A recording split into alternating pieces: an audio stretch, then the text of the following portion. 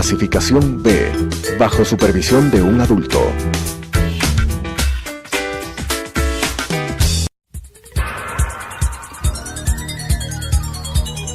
Las opiniones vertidas en este espacio por la producción y dirección del programa son de exclusiva responsabilidad de sus autores y de quienes intervienen en ellos.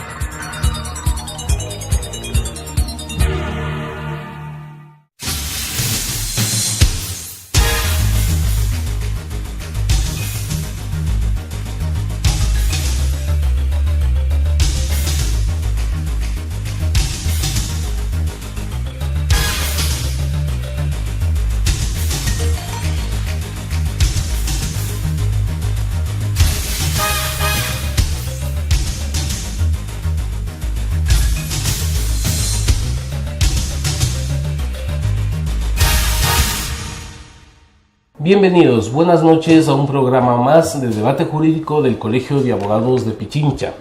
Esta semana tenemos un tema de mucha importancia. Ya se ha concluido la inscripción de candidatos para el proceso electoral de febrero del 2017.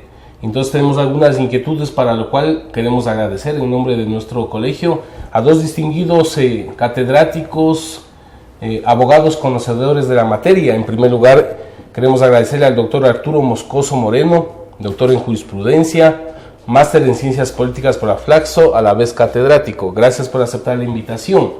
Y por acá nos acompaña el doctor Alejandro Rodas Coloma, docente de la Facultad de Jurisprudencia, Ciencias Políticas y Sociales y máster en ciencias políticas por la Universidad Complutense y máster en Derecho Constitucional por la Universidad Andina.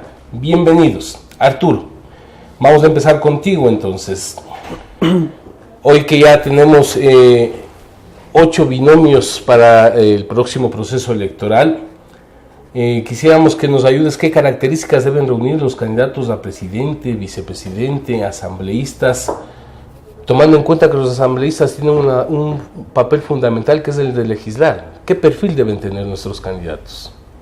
Bueno, buenas noches Ángel, buenas noches Alejandro, un gusto estar aquí, le agradezco al Colegio de Abogados por la invitación, a ustedes y a todos los televidentes, una buena noche. A ver, aquí hay un doble, dos lados del mismo tema, que son un poco contradictorios. En principio, el hecho de que la democracia tiene que ser lo más representativa posible, ¿sí? Es decir, tiene que acoger el órgano de representación por excelencia es el Parlamento. Entonces tiene que acoger a la mayor cantidad de miembros de la sociedad o representantes de miembros de la sociedad.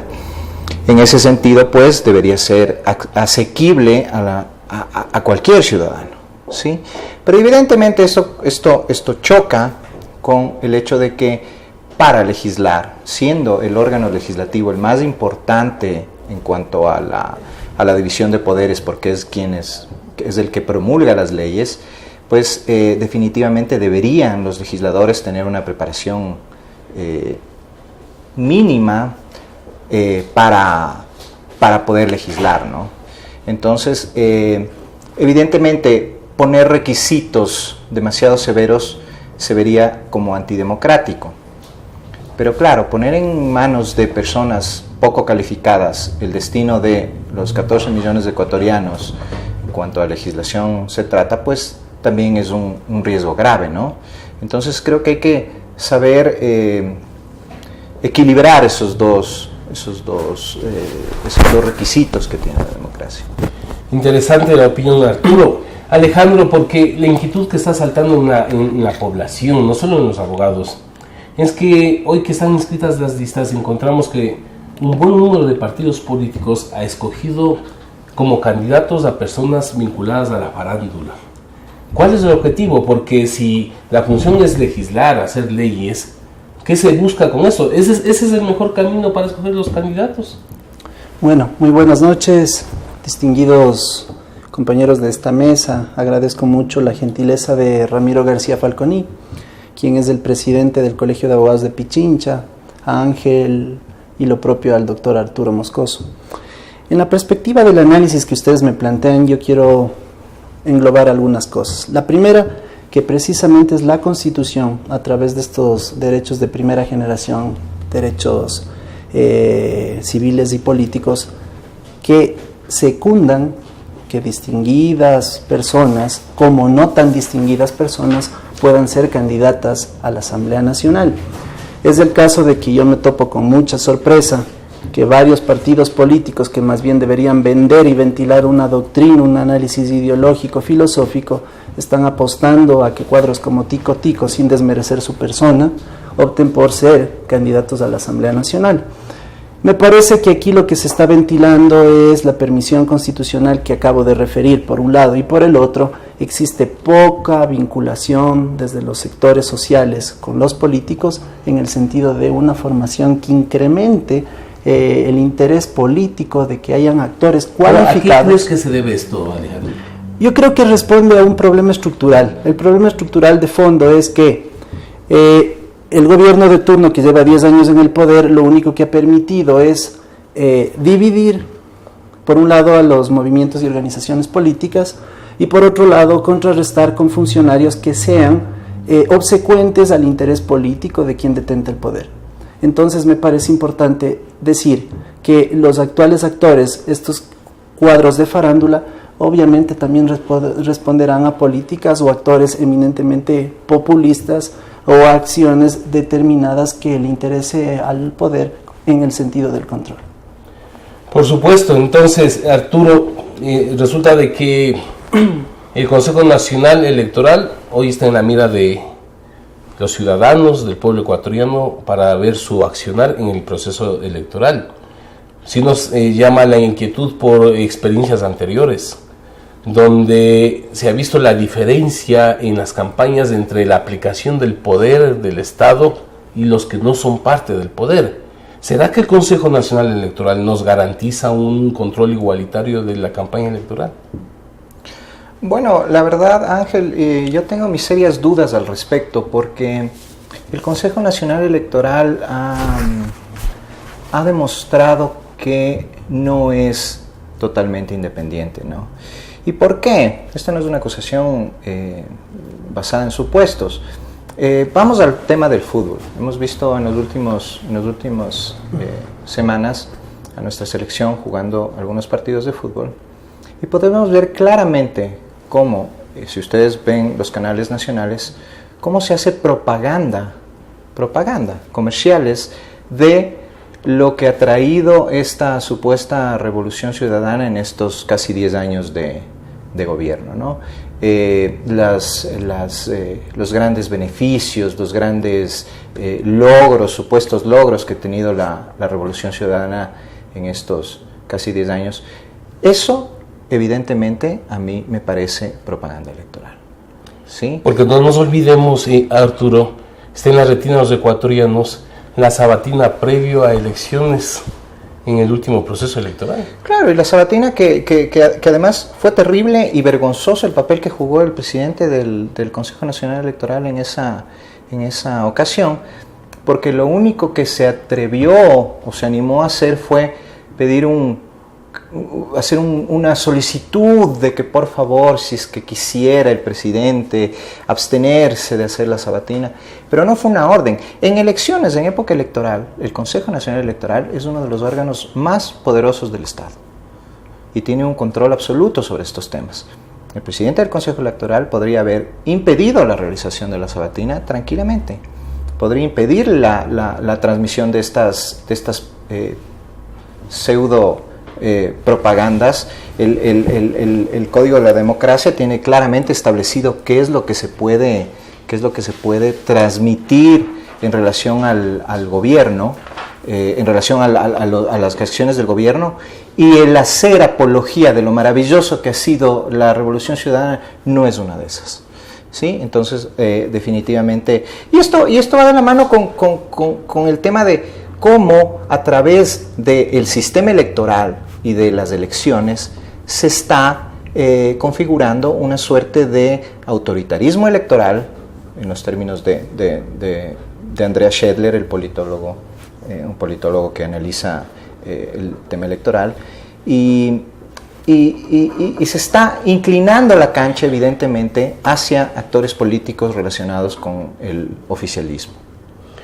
Y es por eso que, Alejandro, ayúdanos con esto. Si no estoy mal, el artículo 93 del Código de Democracia establece que los dignatarios que opten por la reelección inmediata podrán hacer uso de la licencia sin remuneración. ¿Qué pasa con el candidato vicepresidente? Porque el sábado dirigió la sabatina. ¿Está obligado a sacar licencia sin sueldo? ¿O ya estamos preparados a escuchar una campaña desde el puesto que tiene ahora el señor Glass? Sí, yo creo, antes de dar respuesta a la pregunta que me planteas, decir una cosa que es muy importante. Tan poderoso fue el actual Consejo Nacional Electoral que ustedes recordarán el proceso previo a la constituyente del año 2008, destituyeron a 57 diputados. Un órgano que en el contexto actual no goza de autonomía ni del poder o de la categoría de función estatal, como sí ocurre hoy. Hoy existe una función electoral y anteriormente no. El ex Tribunal Supremo Electoral era únicamente un ente administrativo con el encargo de realizar y vigilar el proceso electoral. No obstante, se destituyeron a 57 diputados, evidentemente por un acto de coyuntura, por un acto del proyecto político que en ese momento venía tomando fuerza. Entonces me parece importante rescatar lo que antes ocurrió y lo que hoy existe. Antiguamente el Tribunal Supremo Electoral respondía sus vocalías a los intereses propios de los partidos políticos. Eran representantes, los vocales de los partidos políticos más votados. Hoy por hoy no existe aquello, son designados a través de un proceso de méritos y oposición al que yo considero en todos mis eventos académicos y en todas las manifestaciones que yo he tenido alcance, decir que es un organismo con una dualidad y con un conflicto de intereses permanente, porque es elegido por el Consejo de Participación Ciudadana, que es elegido coyunturalmente y paradójicamente por el Consejo Nacional Electoral. Esta pequeña aclaración para decir en concreto que no existe autonomía actual del Consejo Nacional Electoral. Pasando a la pregunta, según el artículo 93 reza que el Código de la Democracia evidentemente frena el tema de las licencias y todo lo demás respecto de las autoridades. Hay un punto importante. Por un tema ético, moral, ¿debería el presidente, el vicepresidente de la República evidentemente gozar de esa licencia sin sueldo? Pero que en la parte ya de fondo, medular, sabemos que aquello, a la final unos cuantos dólares para las grandes cosas que ellos manejan, es un tema irrisorio. Yo creo que por una condición moral mínima, ética, ellos deberían excusarse y evidentemente hacer uso de la licencia sin sueldo. Arturo, entonces, cuando estamos hablando de que no hay imparcialidad, no sé, venimos escuchando en estos últimos días que una jueza del Tribunal Contencioso Electoral se pronunció apoyando las candidaturas de Alianza País. Eso demuestra que no hay independencia de las instancias electorales. Sí, a ver, evidentemente una persona puede tener una simpatía por una candidatura en particular. Que yo sea parte del Consejo Nacional Electoral o del Tribunal Contencioso Electoral no me impide tener esa simpatía. El problema es cuando ese sesgo que uno tiene incide en las decisiones que se tomen en el Consejo Electoral. Per se no está mal, pero como bien decían los romanos, la mujer del César no debe solo ser, debe parecer. Y si yo soy un funcionario que en mis manos está decisiones muy importantes en el proceso electoral, como es el Tribunal Contencioso Electoral, pues yo debo abstenerme de hacer esos pronunciamientos. Los podré hacer en privado con mis allegados, pero evidentemente no puedo yo poner en entredicho la independencia del organismo al que represento o del que soy parte, haciendo este tipo de... Así es. Gracias. Continuaremos luego de un corte comercial.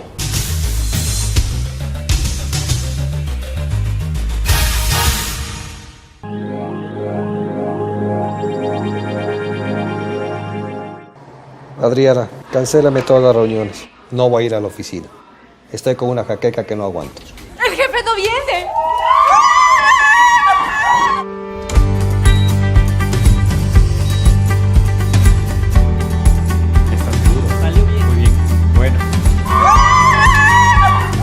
Cuanto antes vayas a Ecuasanitas, más rápido te curas.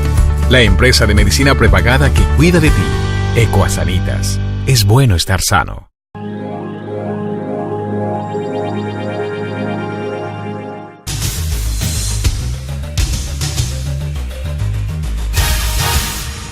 Regresamos a nuestro programa del día de hoy, el derecho electoral.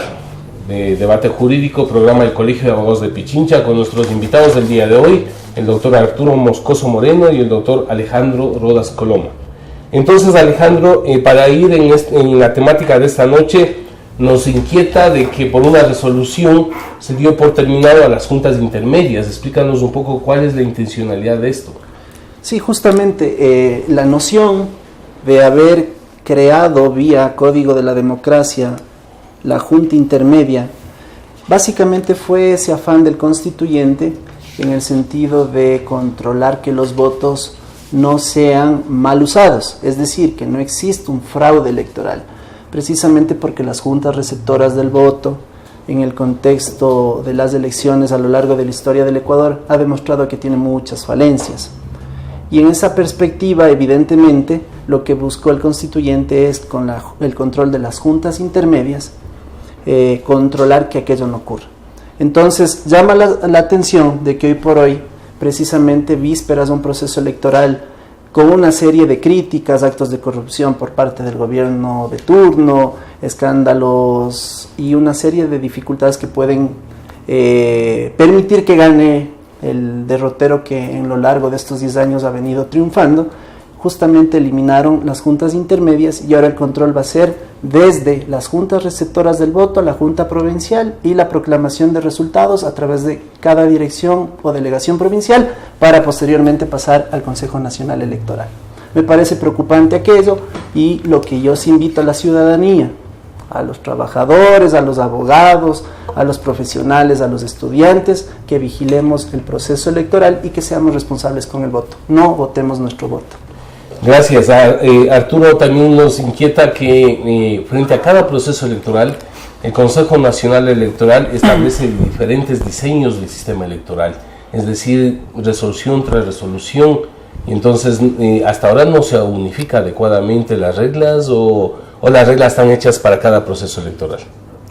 No, en realidad deberíamos tener reglas acordes al generar una proporcionalidad en el sistema. Es decir, que la representación que se logre en el legislativo, que como les decía antes, es el órgano de representación por excelencia, sea lo más equivalente a la composición social de nuestra sociedad, valga la redundancia.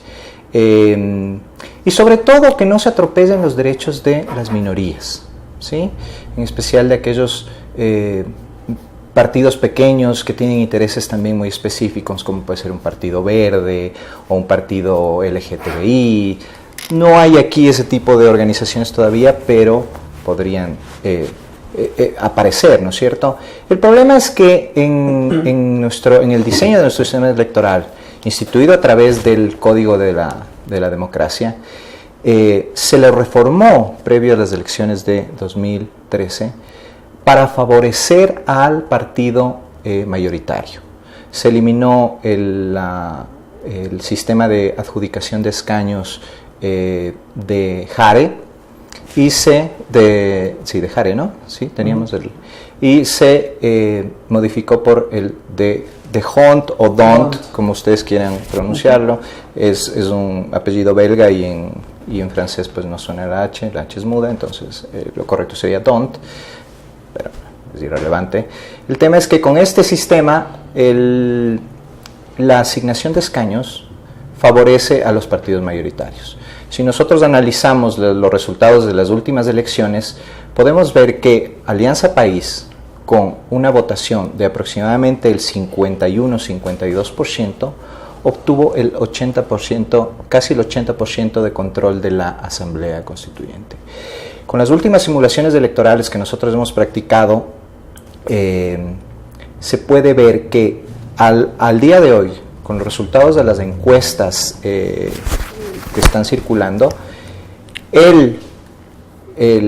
la organización oficialista de gobierno podría obtener aproximadamente el 50 y pico % de la asamblea en las elecciones de 2013, justamente porque este sistema de asignación de escaños sumado a la distritalización, que eso también es importante, porque no es un sistema que funcione mal per se, es un sistema que pierde proporcionalidad cuando los distritos son muy pequeños. Si hubiéramos dejado los distritos grandes como Guayas, Pichincha y Manabí como estaban, tal vez hubiera sido mucho más proporcional. Pero se agarró y se los dividió en distritos de 4 o 5 candidatos y eso altera aún más la proporcionalidad. Y entonces el diseño no está bien hecho, no es un diseño democrático, es un diseño que inclina la cancha hacia la organización más grande, que es el oficialismo, y evidentemente pues genera pérdida de representación de muchas organizaciones políticas. Gracias, Arturo. Por eso mismo la población, los profesionales quieren tener rápido los resultados. Alejandro, ayúdanos un poco esto, ¿qué es más confiable y cuál es la diferencia entre el exit poll y el conteo rápido? Bueno, perfecto. Yo creo, desde la perspectiva un poco de la experiencia, incluso desde el trabajo de campo, el conteo rápido da cuenta de un proceso sistemático, organizado, a nivel estructural, si quiere. Mientras tanto, el exit poll o el boca de urna, como se conoce popularmente, diría yo que es lo más confiable. Personalmente considero que el exit poll es muy confiable, lo demuestra la historia del país. Sin embargo, yo tengo mis dudas. Voy a poner un ejemplo quizá un poco coyuntural, la elección de Donald Trump. Nadie esperaba que ocurra aquello. Esperábamos en el sentido de que, si bien es cierto, la política y la democracia no es la misma que la ecuatoriana, una democracia representativa, una democracia considerada como participativa e incluso comunitarista. Sin embargo, allá el tipo de democracia es indirecto, primera cosa. Y el exit poll, que no ocurrió de manera abrumadora o con una información detallada, simplemente ahí nos basamos en el tema de encuestas, y las encuestas al final del día estamos viendo que no funcionan adecuadamente. En todo caso, yo considero que el exit poll es un resultado un poco más beneficioso para informar adecuadamente a la ciudadanía y tiene sus grados como todo de falencias. Gracias, Alejandro. Arturo, entonces terminamos explicando esto. Para asambleístas nacionales se va a aplicar el método de West. Así es. Y para asambleístas provinciales el de Hunt. ¿Cuál es la diferencia? Bueno, el de Webster es un sistema un tanto similar al de Hare, y es un sistema de divisores continuos en los que se establece una sola circunscripción electoral. Es una circunscripción nacional en la que participan 15 asambleístas. Y yo creo que como está diseñado es un sistema bastante proporcional, ¿sí? Porque se ha mantenido un sistema proporcional en relación al tema de asambleístas nacionales. Justamente por la circunscripción grande, no estamos hablando de una circunscripción nacional que contempla una cantidad de votos mucho mayor. En el método de Hunt o DONT, ¿sí? Evidentemente va a haber desproporcionalidad. Ya lo estamos viendo en las simulaciones electorales, como te decía antes, que hemos realizado. Estamos viendo que va a haber desproporcionalidad, va a haber mucha desproporcionalidad. Organizaciones que con un método más proporcional como el de Hare o Hare tendrían 1 o 2 asambleístas, no va a tener ninguno, y probablemente el partido más fuerte, que es el oficial, se quede con todos los escaños en juego. Sí, justamente una pequeña apreciación. Yo considero que el método de Webster, o de Webster, como se lo nombre, favorece a las minorías. Y el método de Hunt todo lo contrario, favorece a las mayorías, y es por lo tanto, o es por lo dicho, que yo considero que Hay que estar vigilantes del proceso electoral precisamente porque la gente no acostumbra a votar por individuos, sino votan en plancha. Y la votación en plancha finalmente puede favorecer a los grupos que han venido dominando el ambiente democrático del Ecuador. En concreto, puede favorecer a Alianza País y no a un candidato que realmente sea un profesional de la política, sino vamos a ver a personas que únicamente están ahí para cumplir determinados mandatos desde el Ejecutivo.